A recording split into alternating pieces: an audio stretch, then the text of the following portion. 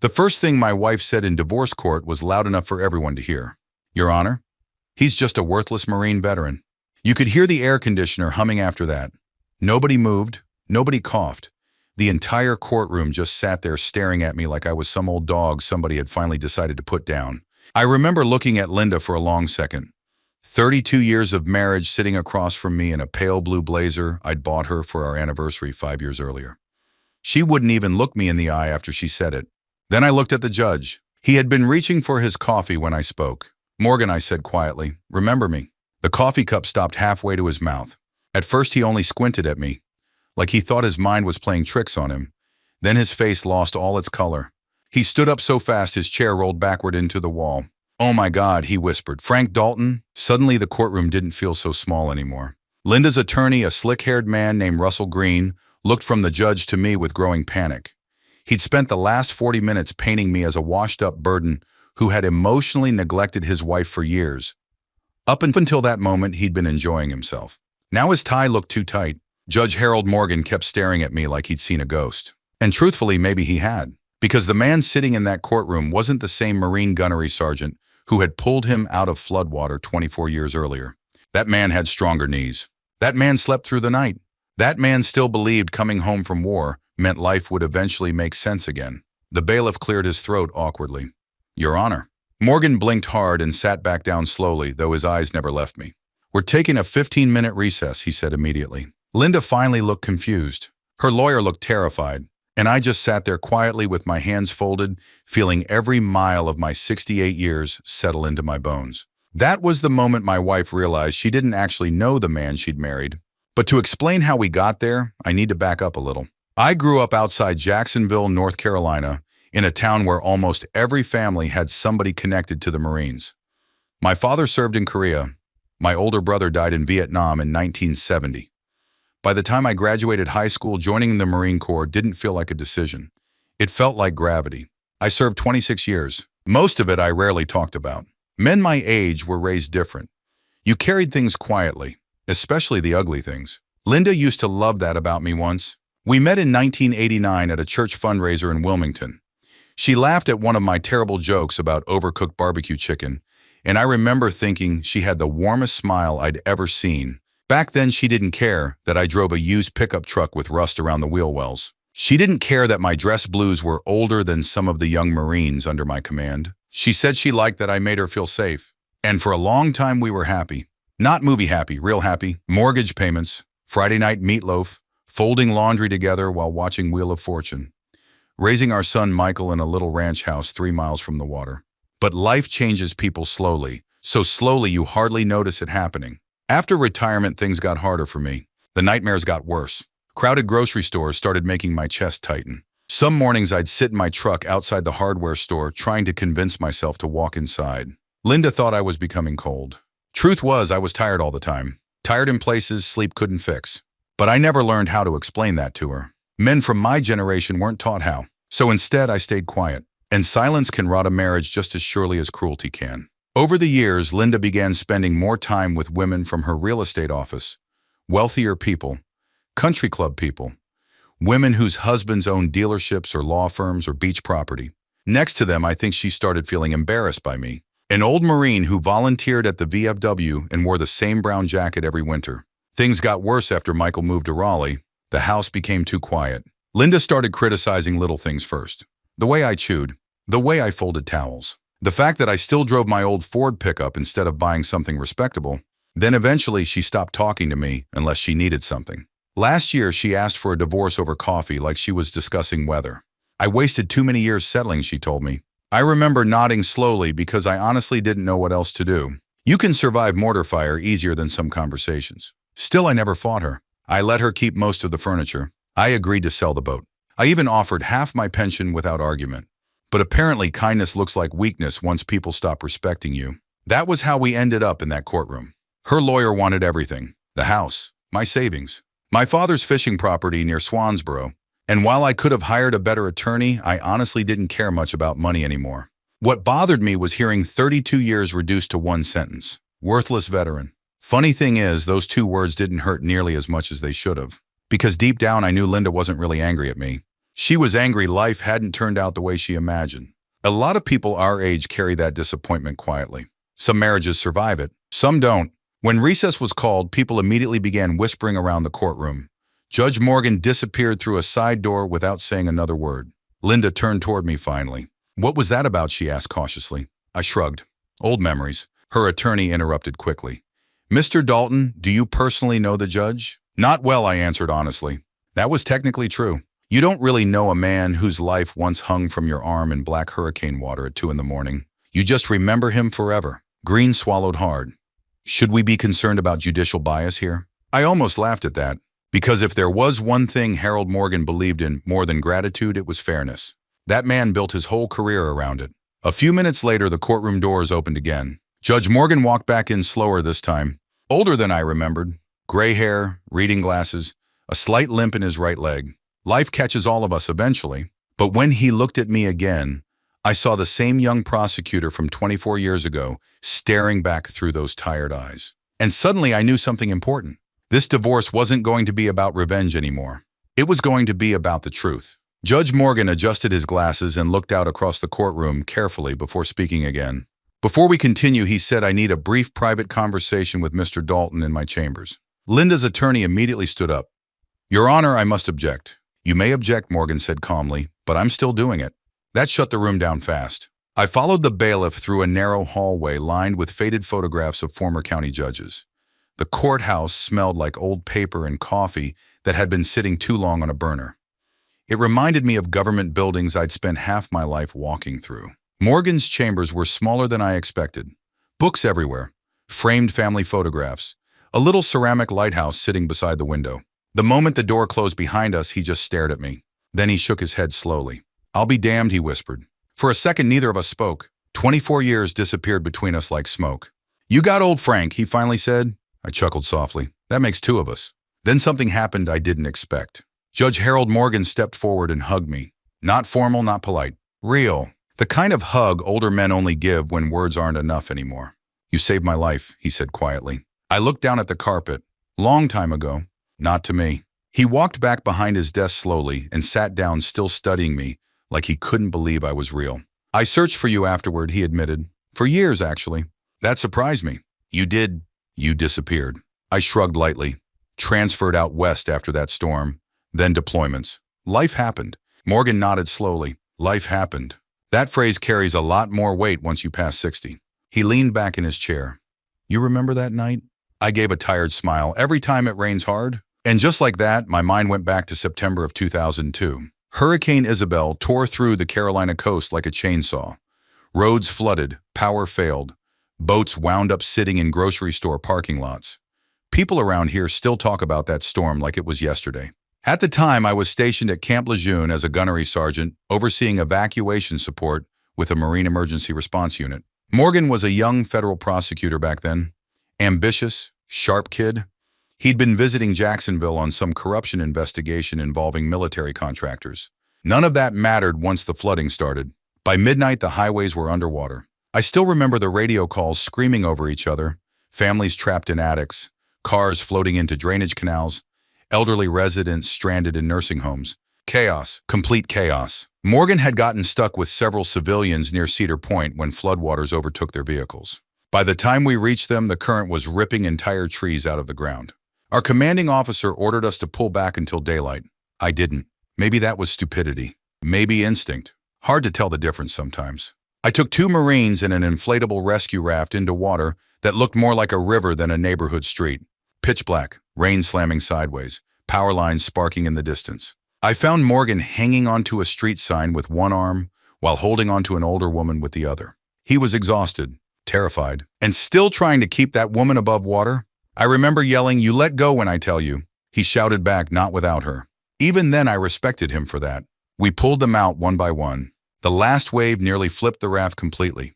I tore something in my shoulder, dragging Morgan aboard. Never fixed right after that. To this day, cold weather still lights it up like a firecracker. Back in the judge's chambers, Morgan opened a desk drawer and removed something carefully wrapped in cloth. When he unfolded it, I saw my old Marine Corps challenge coin sitting in his palm. I stared at it quietly. I hadn't seen that coin in over 2 decades. "You gave me this in the ambulance," he said. Told me to remember that surviving means you owe something back afterward. I smiled faintly. Sounds like something I'd say. It changed my life. He wasn't exaggerating either. Over the years, I'd watched his name in newspapers now and then. Assistant prosecutor, state judge, eventually superior court. Fair reputation. No scandals. Around here, that alone was practically a miracle. Morgan leaned forward. What happened to you, Frank? That question sat heavy in the room. I could have answered 100 different ways. War happened. Time happened. Funerals happened. The slow loneliness that comes after retirement happened. Instead, I just said I got tired. Morgan understood immediately. Men our age usually do. After a moment, he asked quietly, did you really threaten or intimidate your wife at any point? No. Did you hide assets? No. Did you abuse her? I looked him directly in the eye. Never. He nodded once. That's what I thought. Outside the window, I could hear distant thunder rolling over the coast. Storm season again. Funny how life circles back on itself. Morgan loosened his tie slightly. You know your wife's attorney is trying to portray you as mentally unstable because of your military history. That doesn't surprise me. You angry? I thought about Linda sitting out there, the woman who once danced barefoot with me in our kitchen while Patsy Cline played on a little radio. The woman who sat beside me at my father's funeral holding my hand so tight it hurt. The woman who now looked at me like I was an embarrassment she wanted erased. No, I answered honestly, mostly sad. Morgan exhaled slowly. Then his expression changed. Frank, he said carefully, there's something your wife probably doesn't know. I raised an eyebrow. After you retired, several Marines from Lejeune contacted my office over the years asking about you. Men you helped. That wasn't necessary. Apparently it was to them. He opened a folder on his desk. Inside were letters, dozens of them, handwritten, typed, folded with age. One from a former Marine whose addiction recovery I'd paid for anonymously. One from a widow whose mortgage I covered for 6 months after her husband died. One from a young corporal who wrote Gunny Dalton talked me out of putting a pistol in my mouth in 2011. I looked away quickly after reading that one. You kept these? I asked. Morgan nodded. People don't forget men like you, Frank. For a moment I couldn't speak. Because the truth is, after enough years pass, you start believing maybe people did forget. Then Morgan said something that settled deep in my chest. The courtroom out there thinks this case is about money, he said quietly. But I think it's really about dignity. And for the first time since the divorce began, I realized he was right. When Judge Morgan and I walked back into the courtroom together, the entire room went silent again. Not ordinary quiet, the kind of silence people make when they know something important happened behind closed doors, even if they don't know what. Linda looked nervous now. That was new. Up until that morning, she'd carried herself with the confidence of someone absolutely certain she was winning. But the moment she saw Morgan pull out my chair before sitting back on the bench himself, I noticed her expression change. Not fear exactly. Confusion. Maybe even doubt. Her attorney stood immediately. Your Honor, before we proceed, I'd like the record to show my concern regarding... Morgan raised one hand calmly. Mr. Green, I assure you this court remains fully impartial. Green swallowed the rest of his sentence. I almost felt sorry for him. Almost. The hearing resumed, but the atmosphere had shifted completely. Earlier that morning, I'd been treated like a tired old man, standing in the way of his wife's freedom. Now people kept glancing at me like they were trying to solve a puzzle. Funny how quickly respect changes once people think you matter. Linda finally leaned toward me during a pause in testimony. What did you say to him? She whispered. Nothing special. That judge looked like he saw a ghost. I kept my eyes forward. Maybe he just remembered something. Her face tightened. For the first time in years, I think Linda realized there were parts of my life she'd never bothered to understand. The rest of the hearing dragged on another hour before Morgan adjourned proceedings until the following afternoon. Outside the courthouse, clouds rolled low over the parking lot, heavy with incoming rain. Eastern North Carolina in September always smells like wet asphalt and salt air this time of year. I was halfway to my truck when I heard Linda call my name. Frank. I turned slowly. She stood beside her Lexus with her purse tucked against her chest like a shield. Older now. Lines around her eyes. The same freckles across her cheeks she'd had when we first met. Amazing how age lets you see every version of a person all at once. What I asked gently. She hesitated. Who are you? I almost smiled at that, not because it was funny, because after 32 years of marriage, it was probably the saddest question she could have asked. I'm the same man I always was, I answered. No, she said quietly. I don't think you are. Rain began tapping lightly against the courthouse steps. For a second, neither of us moved. Then she asked the question she'd really been holding in. What happened during that hurricane? So Morgan had told her something already. People got rescued, I said simply. That's it. Pretty much. Linda stared at me with visible frustration. Why won't you ever just talk to me? There it was. The real wound underneath all the anger. Not money. Not the house. Not even the divorce. Silence. 30 years of silence. I leaned against my truck, carefully feeling the familiar ache in my shoulder. You really want the truth? I asked. Yes. The truth is, I stopped knowing how to explain myself a long time ago. Her eyes softened slightly. When Michael was little, I continued. I could still pretend everything was normal. Work kept me busy, family kept me focused. But after retirement, things got louder in my head. She looked down. I thought you stopped loving me. That hurt more than the courtroom had. Because despite everything, I never stopped. Not once. I just got tired, Linda. Rain fell harder around us. Cars hissed across the wet street nearby. Finally, she shook her head slowly. You know what the women at work used to say about you? I can imagine. They said you were emotionally unavailable, bitter, stuck in the past. I chuckled softly. They weren't entirely wrong, but I defended you at first. That surprised me. I didn't know that. I did. Her voice cracked a little, but after a while, I started believing them too. I looked at her for a long moment. You know the funny thing I said? I spent most of my life terrified somebody under my command would die because I missed something important. She blinked at me, and somehow I still missed what was happening in my own marriage. Linda looked away quickly after that. For years, I'd imagined feeling triumphant if she ever regretted leaving me. Instead, all I felt was exhausted. A few minutes later, she quietly said, Michael's angry with me. That doesn't surprise me either. Our son had called me the night she filed for divorce. He didn't yell. Honestly, I almost wish he had. Disappointment hurts worse coming from your own child. You know, Dad would never cheat on Mom. He told her over speakerphone while I listened silently in the kitchen. So why are you treating him like he's some kind of criminal? Linda told him he didn't understand marriage. Michael answered with something that stuck with me ever since. No, Mom, I understand loyalty. A week later, he drove down from Raleigh to help me organize paperwork for the attorneys. That was when he discovered I'd quietly sold my old Harley years earlier. Wait, he said, looking through financial records. You sold the motorcycle in 2009. Yep. Dad, you love that bike. I shrugged. Mortgage needed paying. He stared at me in disbelief. Mom never knew. No point upsetting her. Truthfully, there were dozens of things Linda never knew. The overnight security jobs I worked after retirement when her real estate commissions dropped during the recession. The times I skipped meals on deployment years earlier so younger Marines could eat more. The panic attacks I hid in grocery store bathrooms. Men from my generation became experts at hiding pain. Unfortunately, we also became experts at hiding love. Standing there beside the courthouse, Linda suddenly looked smaller somehow. Not physically, emotionally. Like the version of life she'd spent years building in her mind was beginning to crack apart. Then she asked quietly, Did you really save the judge's life? I sighed softly. Linda, that happened 24 years ago. That's not an answer. No, I admitted finally. I helped save him. She covered her mouth slightly. And right there I saw shame begin settling into her eyes for the first time. Not because of the rescue itself. Because she realized strangers knew things about her husband she never cared enough to ask about. The rain poured harder now. Thunder rolled somewhere over the water. Linda wiped beneath one eye quickly before speaking again. I found something in the attic last week. What? A box. Immediately I knew which box she meant. The old footlocker. She swallowed hard. Those medals. Those letters. I looked away toward the gray sky. You read them. Yes. Another silence stretched between us. Then she whispered something so quietly I barely heard it over the rain. I didn't know. And sitting there in that courthouse parking lot at 68 years old, soaked by Carolina rain, beside the woman who once knew me better than anyone alive, I finally understood something painful. Sometimes people don't stop loving each other first. Sometimes they just stop seeing each other clearly. The next morning, the courthouse parking lot was fuller than usual. I noticed the pickup trucks first, old Fords, Chevys, a couple battered motorcycles parked near the curb. Men in worn ball caps stood around drinking coffee from foam cups despite the drizzle.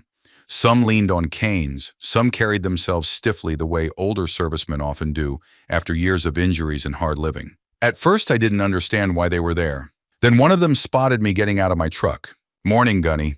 I froze. The voice belonged to Eddie Navarro, a former Marine corporal I hadn't seen in at least 12 years. His beard had gone almost entirely gray now. Before I could answer, another man nodded toward me. Then another. Word had spread. I felt my stomach tighten immediately. I never liked attention. Most veterans my age don't. We were taught to do the job and move on. But somehow those men had shown up anyway. Eddie walked over slowly and shook my hand with both of his. Heard what happened in court yesterday, he said. Figured you shouldn't walk in there alone. I looked past him. More veterans kept arriving. Some I recognized instantly. Some took me a minute. One man had once been a reckless 19-year-old lance corporal from Oklahoma who nearly got himself killed driving drunk outside Camp Pendleton. I'd spent half a night talking him into handing over his keys. Another had lost 2 fingers overseas. Another had gone through rehab after opioids nearly destroyed his marriage. And somehow every one of them was standing outside that courthouse because of me. I honestly didn't know what to do with that feeling. "You boys are causing a scene," I muttered. Eddie grinned. "That's the idea." Inside the courthouse, people stared openly as we walked through security together. Not loud, not aggressive. Just older veterans quietly taking seats behind me in the gallery. There's something powerful about silence when it's shared. Linda arrived a few minutes later and stopped cold when she saw the room. Her attorney looked even more unsettled. Judge Morgan entered shortly afterward, glanced toward the gallery, and understood the situation immediately. I saw the corner of his mouth twitch slightly before he brought the court to order. Proceedings resumed with financial testimony first, pension accounts, property evaluations, retirement estimates. The usual ugly math people reduce marriages into once love runs out. But underneath all of it, tension kept building. Finally, Green decided to take another shot at me. "Mr. Dalton," he began smoothly, "would you agree that your emotional withdrawal over the years contributed heavily to the collapse of your marriage?" "That's fair," I answered calmly. He seemed surprised by how easily I admitted it. "And would you agree your military experiences left you psychologically damaged?" Morgan looked up sharply at that wording. I answered anyway. "Yes." The courtroom grew quiet. Green pressed forward confidently now. "So you admit you became incapable of fully participating in a healthy marriage?" "No," I said evenly. "I said I carried damage." He folded his hands dramatically. "What's the difference?" I looked at Linda briefly before answering. "The difference is I still love my wife every day." That hit harder than I intended. Linda's eyes immediately filled with tears. Green pivoted quickly. "Love without communication can still become neglect, correct?" He wasn't wrong. That was the painful part. I nodded slowly. "Sometimes yes." The attorney turned toward the judge as if scoring points. But then something unexpected happened. Linda spoke up. "That's enough." Everyone turned toward her. Even Green looked confused. Linda sat straighter in her chair, gripping a tissue tightly. "You keep talking about my husband like he's some kind of monster," she said quietly. "He's not." Green blinked. "Mrs. Dalton." "No." Her voice cracked. For the first time since the divorce began, she sounded tired instead of angry. "You want to know the truth," she continued. "Frank wasn't cruel. Frank wasn't abusive. Frank wasn't lazy." She swallowed hard.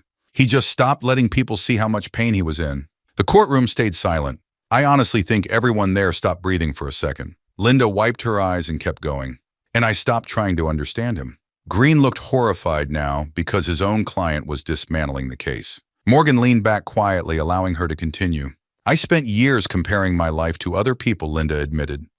"Women with richer husbands, bigger houses, fancy vacations." She looked toward me then, and somewhere along the way I forgot who I married.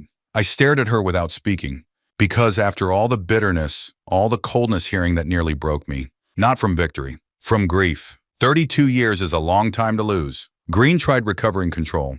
"Mrs. Dalton, perhaps we should refocus on the financial matters." "No," she interrupted again softly.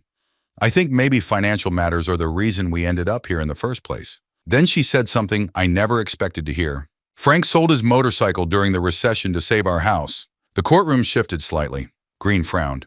"What relevance does that have?" "Because I never even knew he did it." She looked down at her hands. "He worked night security jobs too. I found the pay stubs last week." I closed my eyes briefly. I'd never wanted her to discover any of that. Not because it was shameful, because I didn't do it for credit. Morgan watched quietly while Linda gathered herself again. Then she reached into her purse and removed a folded piece of paper. "I also found this," she whispered. The moment I saw the handwriting, my chest tightened. It was the anniversary letter. I'd written it 6 years earlier after one particularly bad winter when my nightmares kept waking her up at night.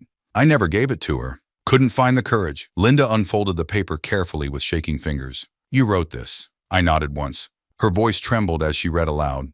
"I know living with me hasn't always been easy. Sometimes I feel like parts of me never came home from overseas. But I want you to know none of that was ever your fault. I loved you before the war inside my head started, and I still do now." By the time she finished reading, even Green looked uncomfortable. Linda lowered the letter slowly. Then she looked directly at me in front of everyone. "Why didn't you give this to me?" I answered honestly. I didn't think the words mattered anymore. And that may have been the saddest truth of all.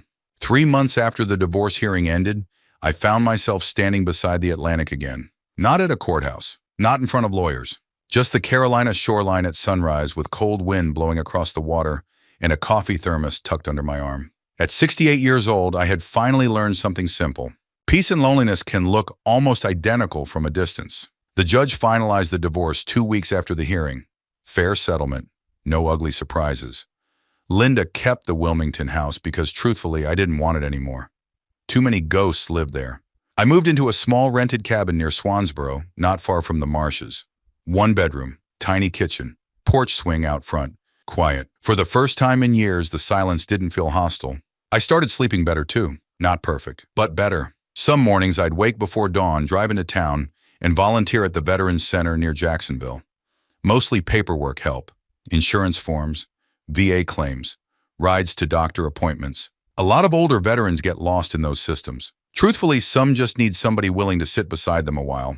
One Tuesday afternoon, I looked up from a stack of intake forms and nearly dropped my reading glasses. Linda stood in the doorway holding a cardboard tray of coffees. The room got awkward immediately. A few of the older Marines recognized her from the hearing. One elbowed another and muttered something under his breath. Linda noticed. To her credit, she walked in anyway. I brought coffee, she said quietly. Nobody answered at first. Then old Walt Jenkins, retired Navy, 82 years old, mean as a snake, but soft-hearted underneath, pointed toward an empty table. Well, he grumbled, don't just stand there blocking the doorway. That broke the tension enough for people to chuckle. Linda began volunteering after that. At first, only once a week, then more often. She helped organize clothing donations, answered phones, and assisted elderly spouses filling out paperwork. One afternoon, I watched her sit beside a Vietnam widow for nearly an hour, just listening quietly while the woman cried about losing her husband years earlier. Linda caught me watching afterward. What she asked self-consciously? Nothing. But truthfully, it meant something to me. Not because I expected us to reconcile romantically. That chapter had ended. Some things break too slowly over too many years to fully repair. But respect? Respect can sometimes come back. And strangely enough, friendship can too. Our son Michael noticed the change immediately. I can actually talk to both of you again without feeling like I'm walking through a minefield, he joked during Sunday dinner one evening. We'd started gathering together occasionally for family meals again, mostly because of our granddaughter Emma. Emma was 10 years old and asked direct questions the way only children can. Grandpa, she asked one afternoon while helping me fish off the pier, were you really a hero? I nearly snorted coffee through my nose. No, ma'am. But Judge Morgan said you save people. I baited her hook carefully before answering. Doing your job doesn't make you a hero. She frowned thoughtfully. Then what does... That question sat with me a while. Finally, I said, probably being kind when nobody's watching. Emma seemed satisfied with that. Kids understand simple truths better than adults sometimes. A few weeks later, her school held a Veterans Day assembly. Nothing fancy. Elementary school gymnasium with folding chairs and bad acoustics. Paper flags taped to walls. Coffee and styrofoam cups. Honestly, my favorite kind of American gathering. Emma begged me to attend after finding out veterans would be recognized during the ceremony. I almost declined. Crowds still wore me out, but she gave me that look granddaughters use when they already know you're going to say yes eventually. So I went. Linda came too. We sat beside each other awkwardly near the back of the gym, while children fidgeted through patriotic songs, slightly off-key. Then the principal stepped to the microphone. We'd also like to welcome a special guest speaker today, she announced. Please welcome Judge Harold Morgan. I blinked in surprise as Morgan walked onto the little stage wearing a dark suit and carrying note cards. He spotted me immediately and smiled. That man always did enjoy ambushing me. Morgan spoke for several minutes about service sacrifice and community. Nothing political, nothing dramatic, just honest. Then near the end he paused. I'd like to tell you all something important, he said. The gym quieted. A few months ago, I watched a courtroom full of people underestimate someone because he looked like an ordinary old man. I already knew where this was going and immediately wanted to crawl under my chair. Linda elbowed me gently. Too late now, she whispered. Morgan continued. But strength rarely announces itself loudly. In my experience, the strongest people are often the quietest people in the room. Then he looked directly at me. Frank Dalton, would you stand for a moment? I sighed heavily while Emma practically bounced out of her seat with excitement. As I stood slowly, the room erupted into applause. Not wild cheering, something softer, more meaningful. Teachers, students, veterans, parents, people simply standing to acknowledge a tired old Marine who had spent most of his life believing nobody really saw him anymore. I glanced toward Linda. Tears filled her eyes again, but this time they weren't tears of guilt. They looked more like understanding. After the ceremony ended, Emma slipped her small hand into mine while we walked outside beneath the fading afternoon sun. Grandpa, she whispered proudly, everybody likes you. I laughed softly. Well, don't trust crowds too much, she grinned. Later that evening, Linda came by the cabin carrying a small wooden box. I found this while cleaning the attic, she said. Inside sat my old folded American flag from retirement, carefully preserved, untouched. For a long moment, neither of us spoke. Then she said the words I think both of us needed most. I'm sorry I stopped seeing you clearly. I nodded slowly. And I'm sorry I stopped letting you. The sun dipped low over the marsh outside. Gold light filled the porch. Together we carefully unfolded the flag for Emma and showed her how to fold it properly into a triangle the way my father once taught me. 3 generations standing quietly together at sunset. Maybe that was enough. And if this story reminded you of someone in your own life, a veteran, a spouse, a parent, or simply a quiet person carrying burdens nobody else can see, I hope you'll take a moment to tell them they matter while there's still time. Because sometimes the people holding families together the longest are the very people the world notices last.